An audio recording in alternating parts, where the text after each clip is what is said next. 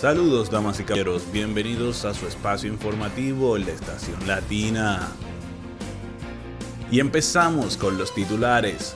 Pago único de 500 libras como crédito universal, aumento de 20 libras extendido por 6 meses. El aumento semanal de 20 libras a los pagos de crédito universal continuará durante los 6 meses más. Rishi Sunak dijo en su discurso de presupuesto que el beneficio al surgir introducido en abril pasado para mitigar el impacto de coronavirus en las finanzas del hogar, que se debía a finales del 31 de marzo, permanecerá en su lugar hasta septiembre.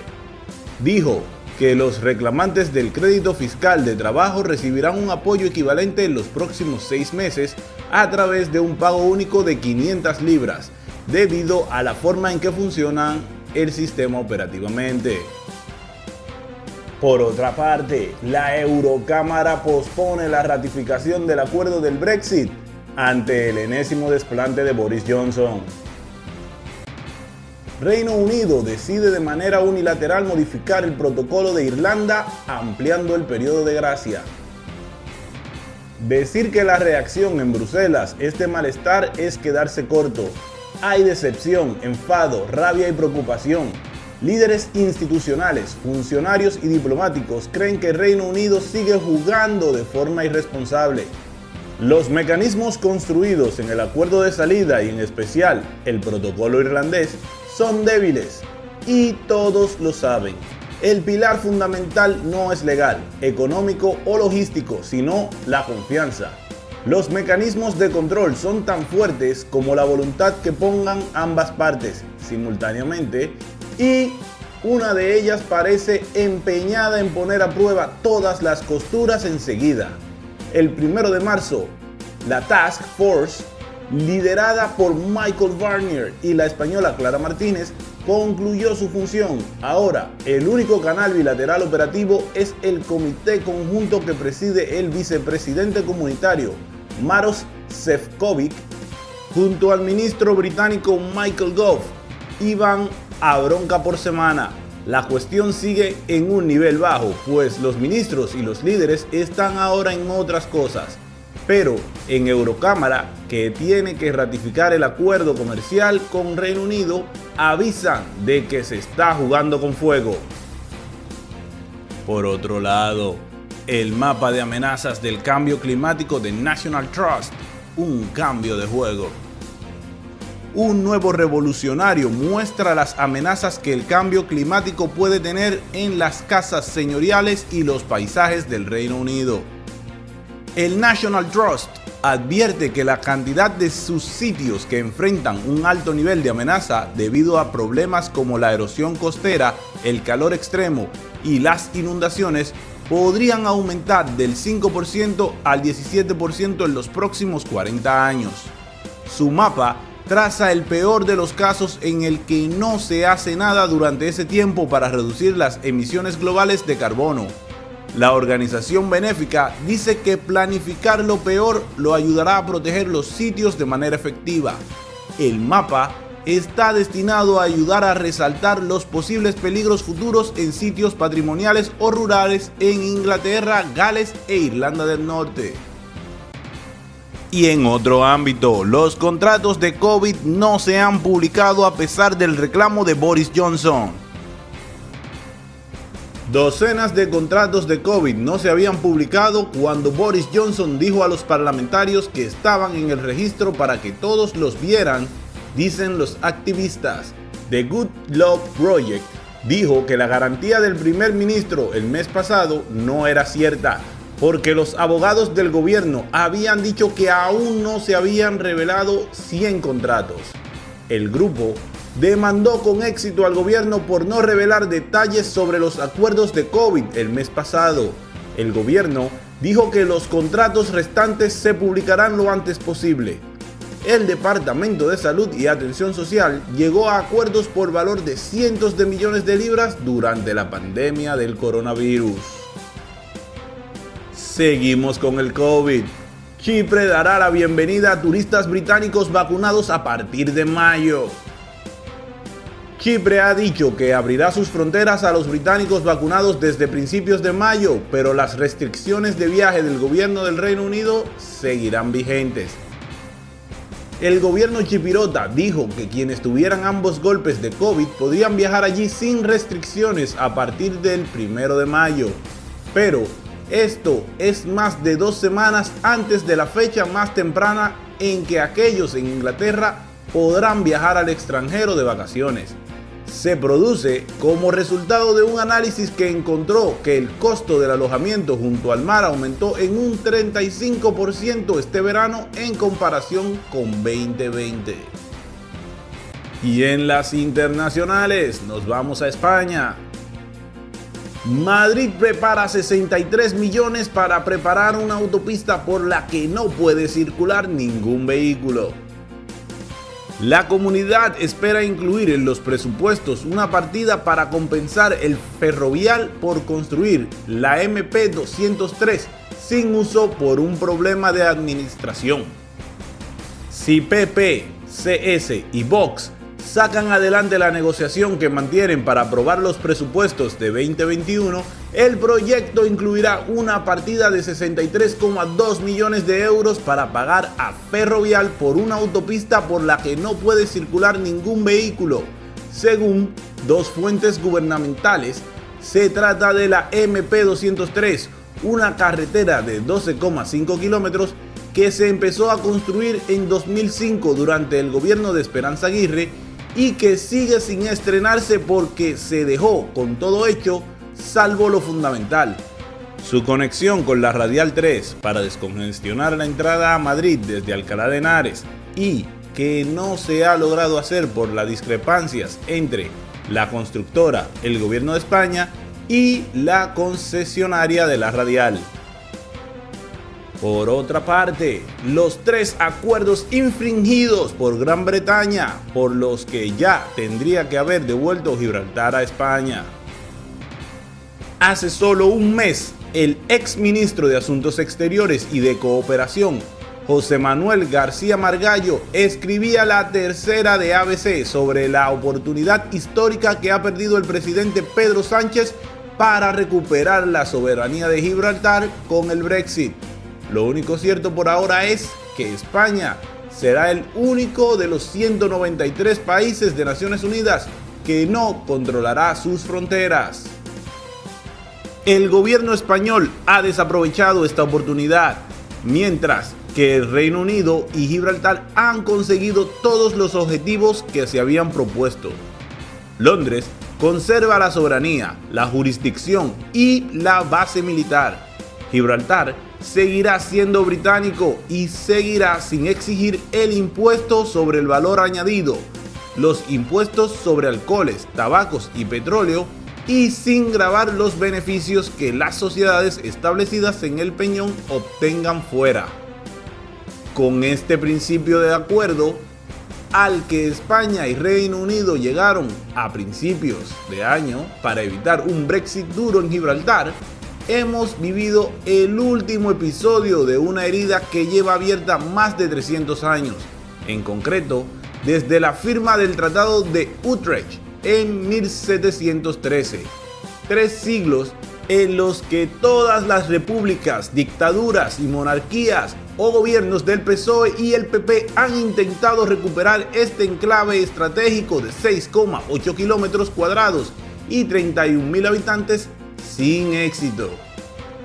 Por otro lado, el gobierno ultima 3 fondos para ayudar a las empresas. El gobierno respondió al brutal golpe de la pandemia cubriendo costes laborales con el ERTE y aportando liquidez a través de los avales del ICO. Y el fuerte rebote de la economía en el tercer trimestre de 2020 demostró que ese esquema había servido para paliar el varapalo inicial. Las empresas fueron capaces de reactivarse en cuanto empezaron a retirarse las restricciones. El Ejecutivo ha cifrado las ayudas directas del año pasado en unos 5 puntos del PIB, alrededor de 50.000 millones, sobre todo por los ERTE. Sin embargo, La pandemia se ha alargado y es evidente que estos apoyos ya no son suficientes. Este año se llevan gastados unos 2 puntos de PIB y según fuentes gubernamentales, el Ejecutivo trabaja en medidas adicionales. El próximo martes aprobará casi con toda seguridad un plan de ayudas basado en 3 fondos o esquemas con una dotación total de 11.000 millones, la cifra que ya adelantó el presidente en el Congreso la semana pasada. En la República Dominicana, la Cámara de Cuentas sigue funcionando bajo la espada de Damocles. La Cámara de Cuentas de la República Dominicana mantiene con normalidad su funcionamiento, mientras la Procuraduría Especializada de Persecución de la Corrupción Administrativa, PETCA, la investiga por presunta obstrucción a la justicia y entorpecer indagatorias en casos de corrupción en instituciones públicas. Informaciones obtenidas por Listín Diario refieren que el Pleno de la Cámara de Cuentas se ha reunido varias veces luego del allanamiento realizado a la entidad el pasado 22 de febrero, mientras que el personal técnico a cargo de distintas auditorías sigue desarrollando su labor con normalidad. Por otro lado, concretan búsqueda de más casos de COVID en barrios marginados de la capital. Los sectores ubicados en la parte norte del Distrito Nacional y oeste de la provincia de Santo Domingo han sido priorizados para poner en marcha un modelo de rastreo de casos positivos y contactos de contagios del COVID-19, a fin de frenar la incidencia del virus en la capital, demarcación donde hay la mayor incidencia del virus. Estos sectores conforman las áreas sexta y octava de salud, que abarcan desde las avenidas Máximo Gómez y John F. Kennedy hasta Pantoja y desde Los Alcarrizos hasta Pedro Brandt, respectivamente, donde ya se inició un programa de capacitación y entrenamiento del personal que trabajará en la implementación del módulo de rastreo, reveló a Listín Diario el director nacional de epidemiología, Dr. Ronald Skews. Y en otro ámbito, Fiscalía y Policía, los escenarios en los que varias figuras dominicanas han cantado sus verdades en los últimos tiempos. En los últimos meses, figuras del arte y el espectáculo dominicano han pasado de los escenarios a los tribunales y las cárceles del país tras estar envueltos en varios problemas con la ley. El más reciente y quizás el más reincidente es Antonio Peter de la Rosa, mejor conocido como Omega el Fuerte, quien se encuentra recluido en la cárcel preventiva del Palacio de Justicia de Ciudad Nueva, acusado de exhibir un arma de fuego en la vía pública. Nos vamos a Sudamérica, arrancando por Colombia. La nueva ola de violencia en los Montes de María. Líderes sociales en Sucre denuncian que la AGC los están intimidando, siguiendo una ruta de amenazas que inició semanas atrás en El Salado. Según la gobernación, se ha tomado todas las medidas de protección. Desde el pasado 2 de febrero, la vida de Elena, líder regional de la Mesa Nacional de Víctimas en San Onofre, Sucre.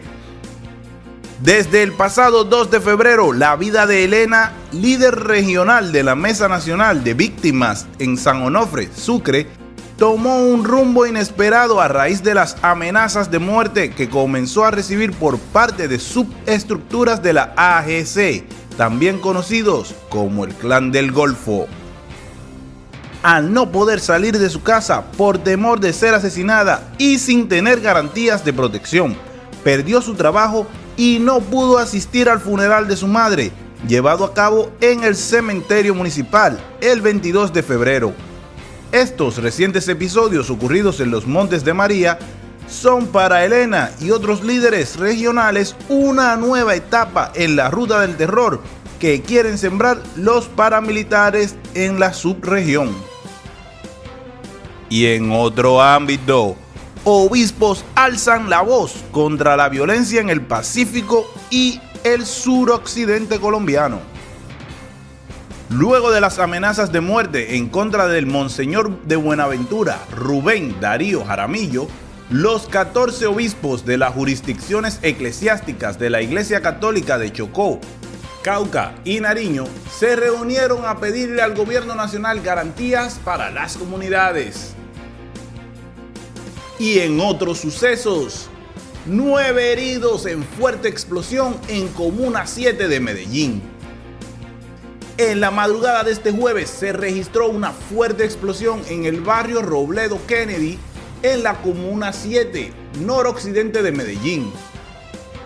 Aunque en principio se habló de 7 heridos, el número ascendió a 9. De igual forma, 39 casas resultaron afectadas, según el reporte del Departamento Administrativo de Gestión del Riesgo. Nos vamos a Ecuador. El Servicio de Transporte Público pugna por compensación tarifaria. El alza gradual del diésel representa un cargo de más de $300 mensuales en el gasto por cada bus urbano de Guayaquil, según un análisis del Gremio de Transportación Pública de la ciudad. El valor pasó de 1 a 1,37, un incremento del 37% entre mayo de 2020 y este mes. El gobierno estableció una banda de precios que hacía que el precio del diésel se ajustara 5% al alza o a la baja según la evolución del precio del crudo, debido al impacto en el transporte pesado y de buses de servicio público. Ajustó en febrero la fórmula. Con ello, la variación ahora es del 3% al mes. Por otro lado, el combate a mafias prioritario en la agenda de los candidatos. El penalista Mauricio Pacheco dice que el nuevo gobierno debe atacar a las mafias del narcotráfico, pues considera que las disputas por el control de territorios han desatado más muertes violentas. Datos del Ministerio de Gobierno muestran que en el 2019 se registraron 1.188 homicidios. El año pasado cerró con 1.369 casos. El 58,49% se perpetró con armas de fuego. Cruzamos la frontera y vamos a Venezuela. Regiones se activan para frenar la cepa brasileña del COVID-19. El presidente Nicolás Maduro informó este miércoles que se detectó la nueva variante brasileña del coronavirus en 3 estados del país. Asimismo, afirmó que actualmente hay 10 casos activos repartidos entre Caracas y los estados Miranda y Bolívar, por lo que se redoblarán las medidas de seguridad. Tras estos anuncios, las autoridades regionales se pusieron manos a la obra para frenar la difusión de la variante P1 de la COVID de Brasil, que es el doble de contagiosa que la cepa original. Despliegan a los organismos de seguridad y salud en Miranda. Los equipos de salud y seguridad de la entidad se desplegarán para ajustar los protocolos de atención a la variante brasileña que llegó a Venezuela, informó el gobernador del estado de Miranda, Héctor Rodríguez. Y en otro ámbito, entregan informes sobre los actos administrativos contra la nación en la ANN. El presidente de la Comisión Especial para investigar las acciones perpetradas contra la República por la directiva y miembros de la Asamblea Nacional entre 2016 y 2021, José Brito, presentó este jueves un informe que adelanta las investigaciones de la comisión. Durante la entrega, informó que desde 2019 se realizaron 42 actos administrativos contra la nación. Las investigaciones presentadas ante este Parlamento están basadas en un estudio técnico, económico y político de los hechos ocurridos en contra del país por un grupo de parlamentarios que tenía una red tejida desde 2016 para desestabilizar el país, dijo Brito. no debemos sostener que los ataques contra la nación son sanciones, son medidas coercitivas y violatorias del derecho internacional. Al renovar decretos, buscan prolongar el sufrimiento del pueblo, destacó el diputado. Y más al norte, en México, el Instituto Electoral de Guerrero aprobó la participación de Félix Salgado Macedonio en la contienda por la gubernatura de Guerrero. En una sesión celebrada este 4 de marzo de 2021, los integrantes del Consejo decidieron otorgar el registro al candidato por el Movimiento de Regeneración Nacional, Morena, Félix Salgado Macedonio. En ese sentido, la mayoría de las y los consejeros que acordaron que en estricto apego a los requerimientos legales, cada una de las 8 personas cumplió con lo requerido y no hay impedimento para negar su participación. Conforme a lo establecido en el orden del día, el segundo punto se refirió a la aprobación de las candidaturas de cada uno de los 8 candidatos. Sin embargo, el presidente de la sesión estableció una reserva para la discusión y votación particular del caso del candidato de Morena, Félix Salgado Macedonio. Por otra parte, la vida de Emma Coronel está en peligro. Sus días en prisión pasan entre el frío, sin poder bañarse y tomando agua repugnante. En una semana, el caso de la esposa del Chapo dio un giro inesperado tras versiones de prensa que la señalan como posible delatora del cartel de Sinaloa, algo que traería represalias por quienes están al frente del grupo criminal. Los 10 días de Emma Coronel Aispuro en prisión han sido con frío, poca posibilidad de higiene y con el temor de que tomen represalias contra ella o sus hijas, pues agentes federales han declarado a diversos medios que la esposa de Joaquín Guzmán Loera, el Chapo, se entregó para cooperar contra el cartel de Sinaloa, una versión peligrosa aun cuando ni siquiera se haya concretado, porque los afectados podrían tomar graves reprimendas contra seres queridos de la ex reina de belleza. Mariel Colón Miró, abogada de Coronel Aispuro, concedió una entrevista televisiva a la cadena NT24, donde recalcó lo que ya ha dicho Jeffrey Lichman, colega de la defensora y con quien encabeza la representación de la esposa del Chapo. Ambos litigantes insisten en que las declaraciones de los agentes a la prensa fueron irresponsables y solo pusieron en mayor riesgo a su clienta. Subimos más al norte, a Estados Unidos. Senador explica por qué quiere prohibir la entrada a Estados Unidos al presidente de Honduras. El senador demócrata por Oregon, Jeff Merkley, presentó un proyecto de ley que busca impedir el ingreso a Estados Unidos del presidente de Honduras, Juan Orlando Hernández, hasta que no se demuestre que no está vinculado al narcotráfico. En entrevista con CNN, Merkley dijo que lo más importante de este proyecto es que, de aprobarse, Estados Unidos no apoyaría a las fuerzas de seguridad de Honduras y no estaría comprometido con prolongar esta estructura de gobierno que vincula un esquema de corrupción entre narcotraficantes e instituciones gubernamentales. Documentos presentados el 8 de enero por fiscales federales de Estados Unidos en un tribunal de Nueva York indican que el presidente de Honduras presuntamente lucró al trabajar para introducir cocaína a Estados Unidos junto a un supuesto narcotraficante, señalamiento que la Casa Presidencial de Honduras calificó como 100% falso. Por otra parte, Corrales, la división cultural y la economía son los dos grandes retos de Biden. La fuerte división cultural que enfrenta Estados Unidos es el gran reto que Biden debe superar, afirma Javier Corrales, profesor de ciencia política del Amherst College. Corrales dice que ese factor puede ser más difícil de superar incluso que la recuperación económica de Estados Unidos. Por otra parte, análisis. Trump desata una nueva amenaza contra la democracia estadounidense. Donald Trump no tiene ningún remordimiento por la violencia mortal que incitó con sus mentiras sobre una elección robada en su insurrección contra el Congreso de Estados Unidos. Esto quedó claro cuando el expresidente notificó al Partido Republicano el domingo que tiene la intención de usar su control en sus bases para tratar de suprimir la votación de cara a las elecciones del 2024, en las que insinuó que podría postularse.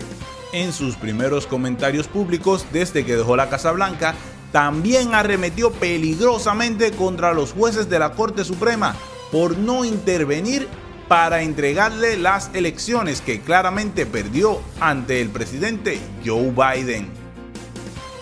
Y entramos al deporte con la NBA. LeBron, Giannis y Doncic compartirán equipo en Juego de Estrellas de la NBA. Las superestrellas LeBron James, Giannis Antetokounmpo y Luka Doncic compartirán equipo en el Juego de las Estrellas All-Star del próximo domingo en Atlanta, Georgia, mientras Kawhi Leonard, Kyrie Irving y Joel Embiid liderarán el otro combinado.